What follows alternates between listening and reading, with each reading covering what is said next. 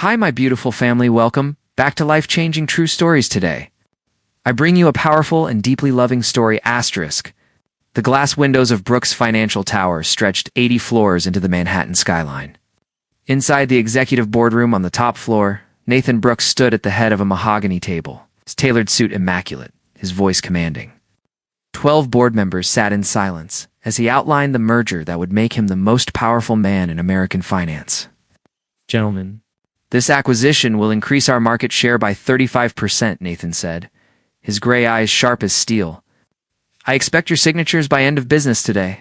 He was 42 years old, handsome in a cold way, with dark hair graying at the temples. Everything about him screamed success, from his Swiss watch to his Italian leather shoes. He had built an empire from nothing, or so the story went. The truth was more complicated, but Nathan had learned long ago that truth was flexible when you had enough money. Some of us have concerns about the ethical implications, one board member ventured carefully.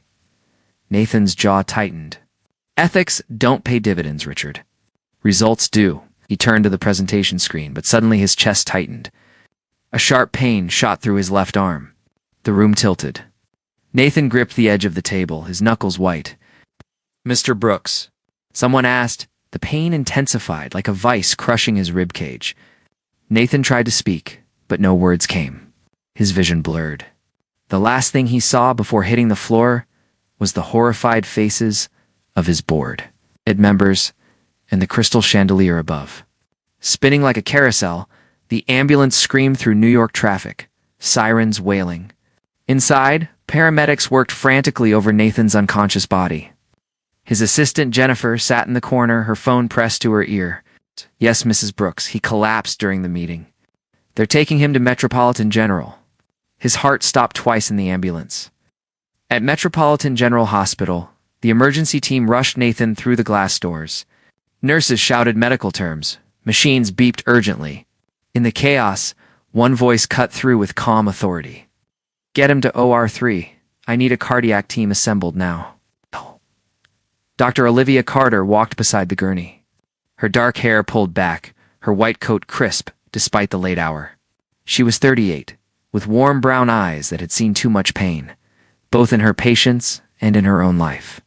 Her hands moved with practiced efficiency, checking his vitals, assessing the damage. BP is dropping. We're losing him? A nurse called out. Not on my watch, Olivia said firmly. Prep for emergency surgery? As they wheeled Nathan under the harsh lights, Olivia looked down at his face for the first time. Her hand froze on the gurney rail. The blood drained from her cheeks. No, it couldn't be. But it was. Nathan Brooks. The man she had loved with her whole heart 12 years ago. The man who had destroyed her, Dr. Carter. The nurse prompted. Are you okay? Olivia forced herself to breathe. Years of training kicked in, pushing emotion aside. She was a doctor first. Whatever history lay between them, right now, he was just another patient. A human life in her hands. I'm fine, she said, her voice steady. Let's save him. Surgery lasted for hours. Olivia worked with laser focus, her hands never wavering as she repaired the damage to Nathan's heart. Around her, the surgical team moved in synchronized silence. Music played softly in the background, but Olivia heard none of it. She heard only the steady beep of the heart monitor, counting out the seconds of his life. When she finally stepped back, pulling off her gloves, the chief surgical nurse smiled. Excellent work. Dr. Carter? You saved him. Olivia nodded, exhausted. She had saved him. The man who had left her alone and pregnant 12 years ago. The man who had chosen his ambition over their child. The man she had spent a decade trying to forget. She walked to the scrub room, her legs heavy. At the sink, she washed her hands slowly, watching the water run red, then clear. In the mirror, she saw a different woman than the girl Nathan had known. That girl had been soft, hopeful, full of dreams. This woman was harder, carved from survival. The memories came flooding back. Uninvited. She was 26 again, a third-year medical student at Columbia. She worked nights at a diner to pay for textbooks, studied until dawn, survived on coffee and determination. She had no family, no safety net. Just her dream of becoming a doctor. She met Nathan at a hospital fundraiser where she was serving champagne. He was 30, a rising star in finance, charming and ambitious. He noticed her immediately, asked her name, made her laugh. When her shift ended, he was waiting outside. "Have coffee with me," he said. "It's midnight," she replied. "Then have breakfast with me at dawn." She did. And then breakfast became lunch, became dinner, became every moment they could steal together. Nathan was different then. Or maybe Olivia had just been blind. He talked about changing the world, about building something meaningful. He said he loved her fierce independence, her dedication, her strength. "You're going to be an amazing doctor," he told her one night, holding her close. "And I'll be right there beside you." For 6 months, she believed him. She let herself dream of a future together. She even met his parents once, though they looked at her like she was dirt on their expensive carpet. Then came the morning she saw 2 pink lines on a pregnancy test. She was terrified, but also secretly a little happy. She loved Nathan. She thought he loved her. Maybe this was just earlier than planned, but they could make it work. She told him that evening in his apartment. He was getting ready for an important meeting, straightening his tie in the mirror. "Nathan, I need to tell you something." He turned, smiling. "What is it?" "I'm pregnant."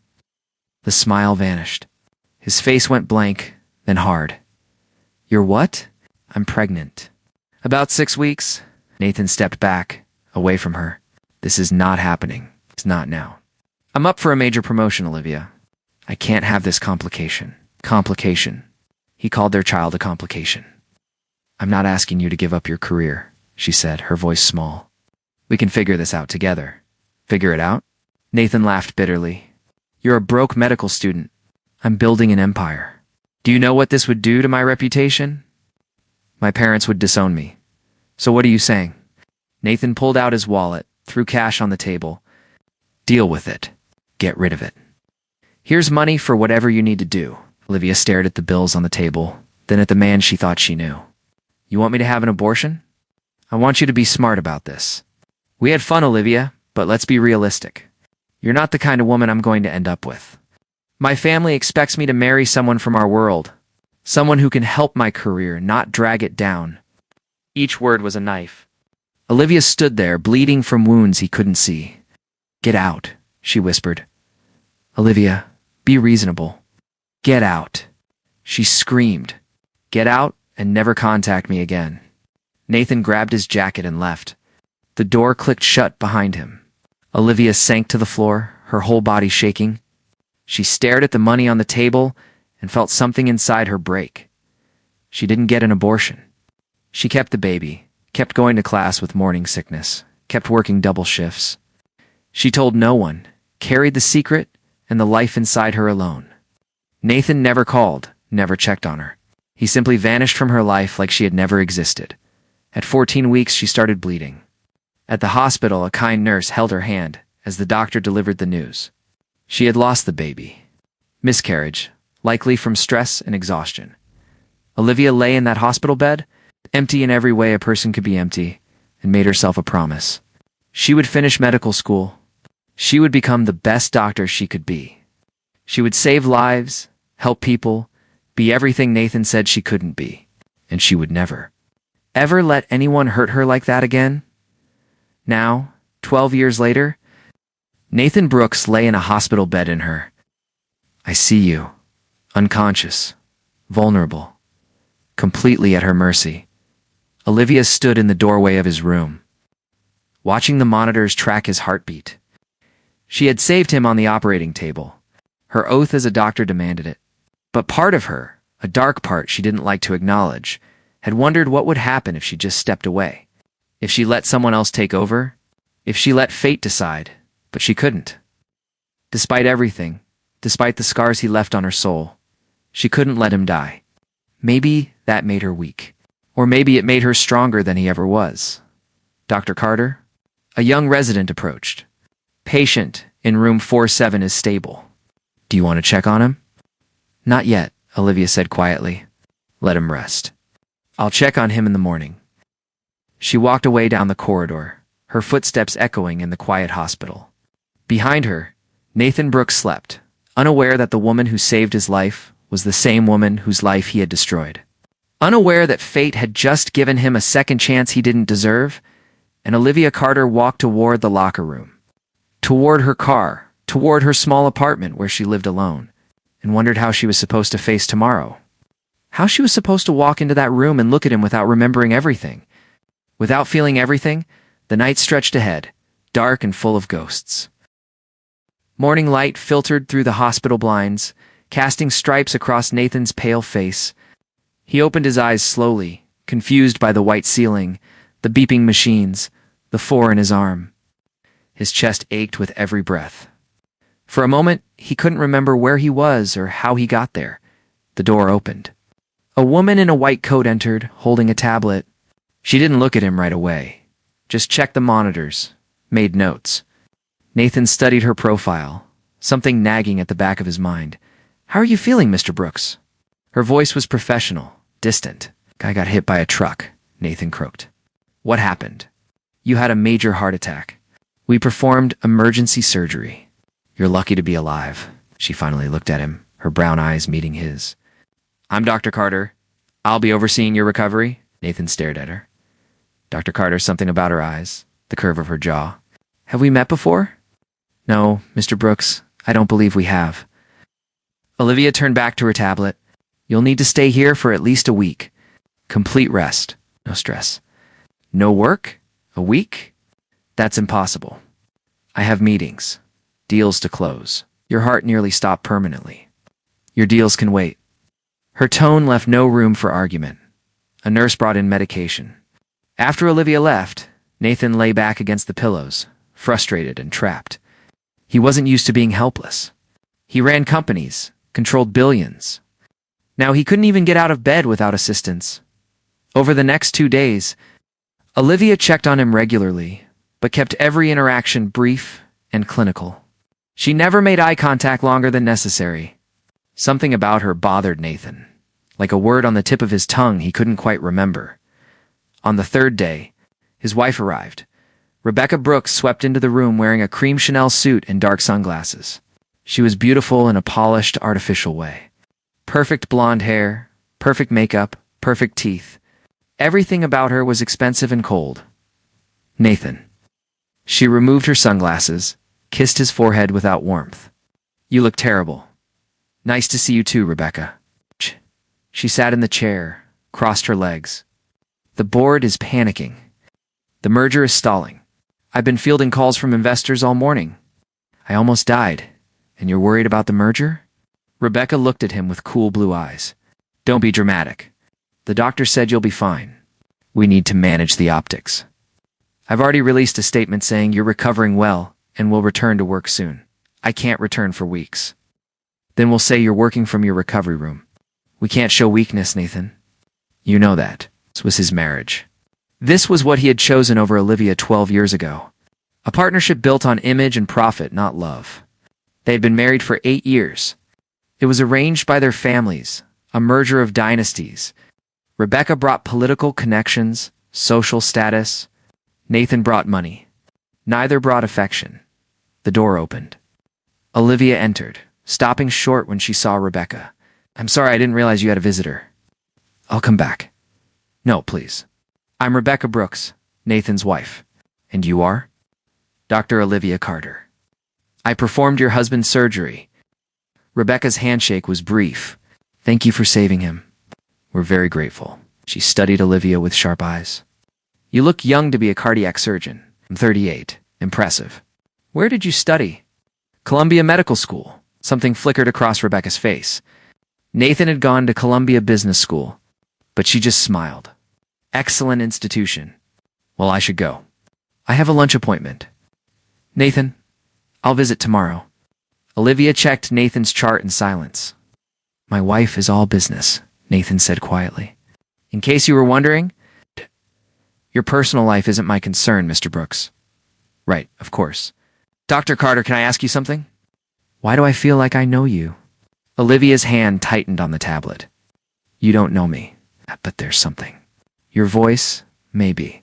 Or your eyes. I keep feeling like we've met. We haven't." She headed for the door. "Wait." Nathan sat up, wincing. "Please, just tell me."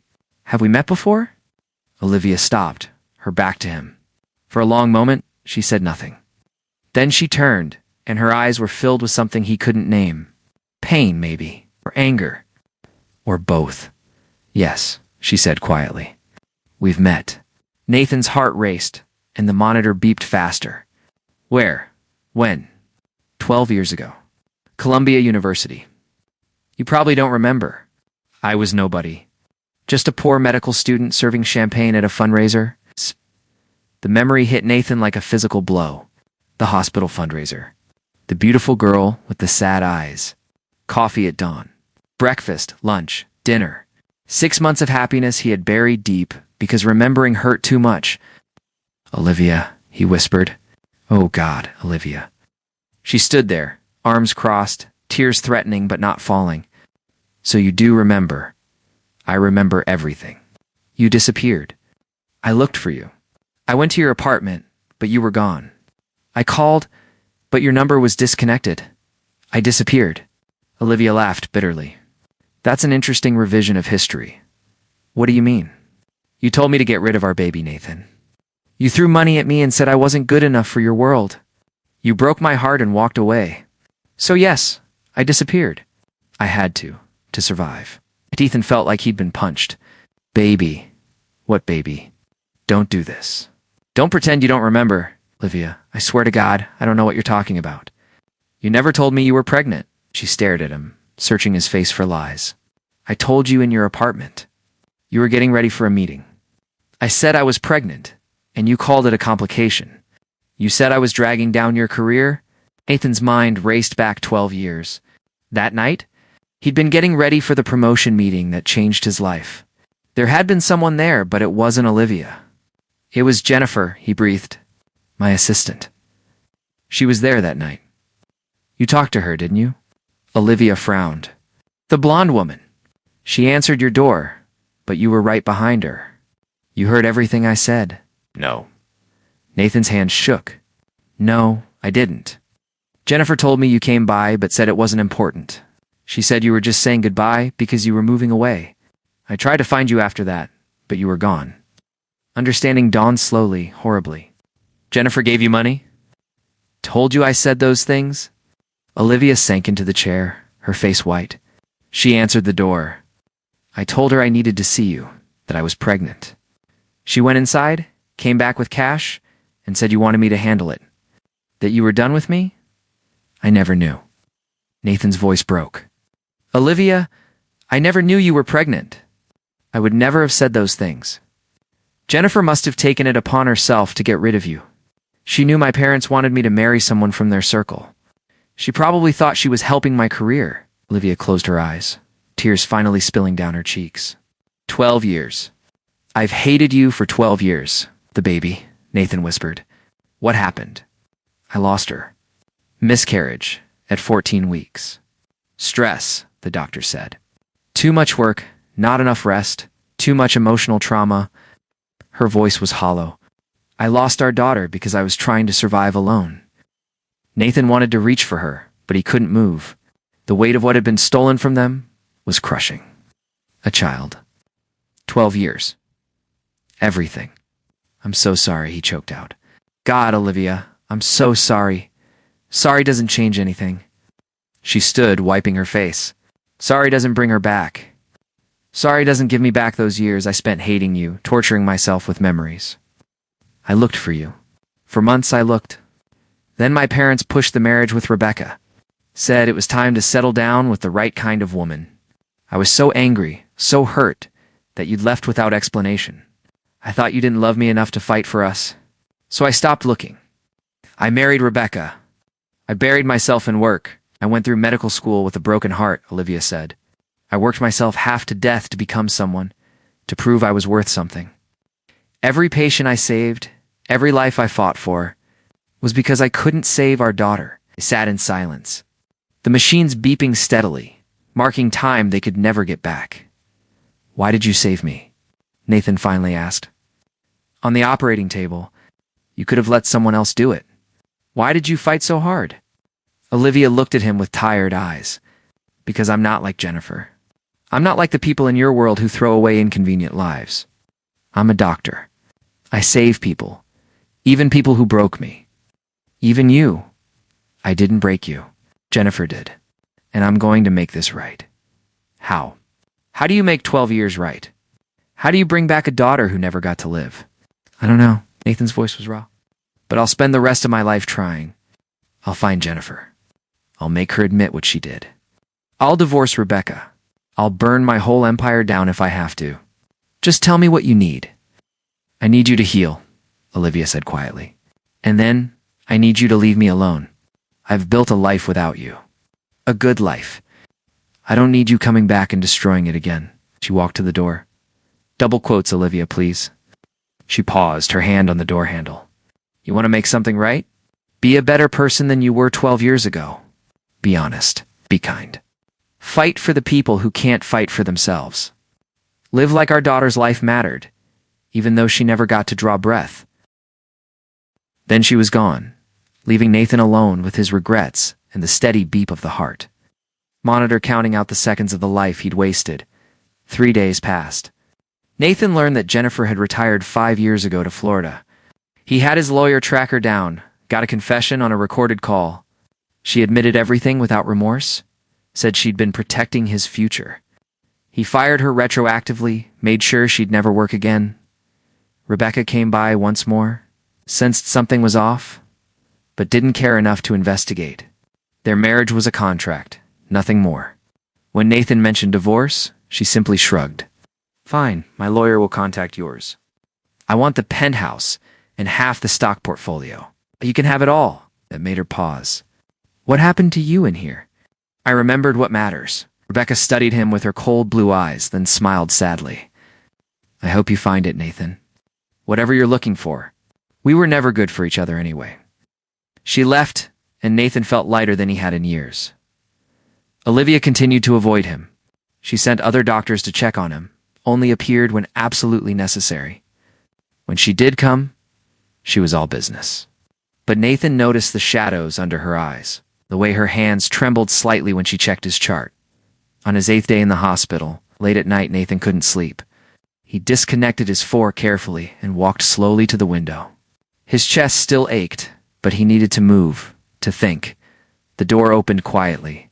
Olivia entered, stopped when she saw him by the window. Shouldn't be out of bed. I needed air. He turned to face her.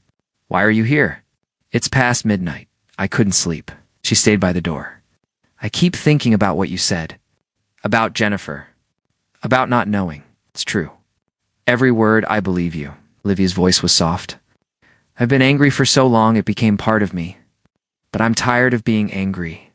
I'm tired of hurting. Nathan took a careful step toward her. Then let me help you stop hurting.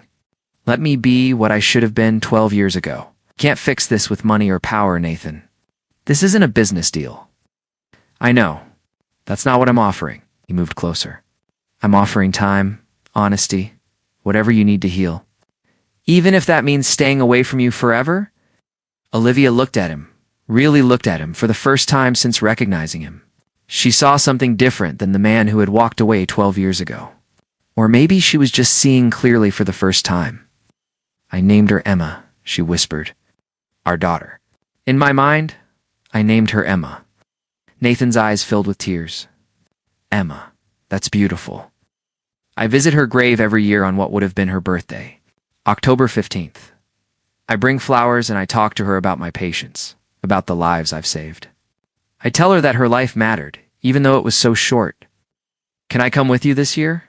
Olivia hesitated, then nodded slowly. Yes, I think she'd like that. To know her father cared. The months that followed were not easy. Nathan was released from the hospital with strict orders to rest and change his lifestyle. He stepped down as CEO, took a position as consultant. He sold the penthouse, moved into a modest apartment. He started volunteering at free clinics, using his business skills to improve healthcare access for poor communities. Rebecca finalized their divorce with clinical efficiency. She remarried within 6 months to a senator. They sent each other Christmas cards. Olivia kept her distance at first, but slowly, carefully, they began to talk. Coffee once a month, then twice. Then, weekly walks in Central Park, where they talked about everything except the past. They talked about books, movies, patience, the weather, small things, safe things. On October 15th, Nathan met Olivia at Greenwood Cemetery. She carried white roses. He carried a small teddy bear he'd spent weeks choosing. They stood together before a modest headstone that read, Emma, forever loved, forever missed. Hi, Emma, Olivia said softly. I brought someone to meet you. Your father. He didn't know about you before, but he knows now, and he's sorry. We both are. Nathan knelt, placed the teddy bear by the headstone. Hi, sweetheart. I wish I could have known you. I wish I could have protected you and your mother. I failed you both, but I promise I'll spend the rest of my life making it up to you. I'll be the man you deserved as a father. They stayed for an hour, talking to Emma, telling her stories. When they finally walked back to their cars, Olivia took Nathan's hand. Thank you for coming. Thank you for letting me. I'm not ready, she said quietly. For us, I mean, I'm not ready to try again. I know. I'll wait. It might take years. Have years. I have the rest of my life. And this time, I'm not going anywhere. 6 months later, Nathan's clinic work brought him to Metropolitan General for a joint community health initiative. He ran into Olivia in the cafeteria. She smiled when she saw him, a real smile that reached her eyes. Hey, stranger. Haven't seen you in a few weeks? I've been busy. The clinic is expanding. We're adding a pediatric wing. That's wonderful, Nathan. They sat together drinking terrible coffee, talking about everything and nothing. When Olivia's pager went off, she stood reluctantly. I have to go. Emergency surgery? Save a life. She started to walk away, then turned back. Nathan, are you free Friday night? His heart skipped. Yes, there's a medical fundraiser. I could use a date. I'd love to. It's at Columbia. Where we met, I remember. Olivia smiled softly. So do I. All of it. The good parts, too. Maybe it's time to make some new memories. I'd like that more than anything. She walked away. And Nathan sat in the cafeteria with his terrible coffee. Feeling something he hadn't felt in 12 years, hope, their relationship rebuilt slowly. Carefully, like a bone that had been broken and needed to heal properly this time. They went to the fundraiser. Then dinner. Then a movie. They talked about their past honestly, cried together, laughed together. They went to therapy, separately and together, working through the trauma and loss. On Emma's next birthday, they stood at her grave together, holding hands. I'm trying again, Olivia told their daughter, with your father. I'm scared, but I'm trying. I think you'd want that. I think you'd want us to be happy. Nathan squeezed her hand. We'll never forget you, Emma. You're part of everything good we do. Every life I help save, every patient your mother heals. You're there with us. That night, for the first time in 13 years, Olivia let Nathan hold her. They lay together in her apartment, just holding each other, healing old wounds with time and patience and love that had never really died. I love you, Nathan whispered. I never stopped. Even when I thought you'd left me. What? I love you too, Olivia whispered back. Even when I hated you, I loved you. I just forgot how. We'll remember together. And they did. Not perfectly. There were hard days, arguments, moments when old pain surfaced. But they faced it together, honestly. Nathan never stopped trying to be better, to earn back her trust. Olivia never stopped choosing courage over fear. 2 years after Nathan's heart attack, he proposed to Olivia in Central Park, where they used to walk and talk. It was simple. Just him on one knee with his grandmother's ring, asking if she'd give him the honor of spending his life making her happy. She said yes. They married in a small ceremony with close friends. They didn't have a big family, but they had each other. They visited Emma's grave together, told her about the wedding, promised they'd live well for her. Nathan never went back to his old life. He kept working at the clinic, expanding healthcare access. Olivia continued saving lives at Metropolitan General. They bought a brownstone in Brooklyn with a garden where they grew vegetables and flowers. On quiet evenings, they sat together on their porch, watching the sunset, grateful for second chances, grateful for a love that survived betrayal and loss and 12 years of separation. grateful for a heart attack that brought them back together, for a doctor who chose to save the man who broke her, for the strength to forgive and rebuild. Some stories don't have perfect endings. Some wounds leave scars. But Nathan and Olivia learned that healing is possible. Love can survive almost anything if both people are willing to fight for it. They never had another child. The risk to Olivia's health was too great. They didn't need to replace Emma. Instead, they became foster parents, opening their home to children who needed love and stability. Each child they helped was a tribute to the daughter they'd lost. And every October 15th, they visited Emma's grave together, bringing flowers and stories, keeping her memory alive, teaching the foster children about the sister they'd never met, but who mattered deeply. Life wasn't perfect, but it was good, and it was real, and it was theirs. Nathan Brooks learned that success isn't measured in billions or board meetings. It's measured in quiet moments, with the woman you love, in lives saved and helped. In becoming the person your daughter would have been proud to call father, Olivia. Carter learned that some people deserve second chances. That love isn't about never being hurt, but about choosing to heal together.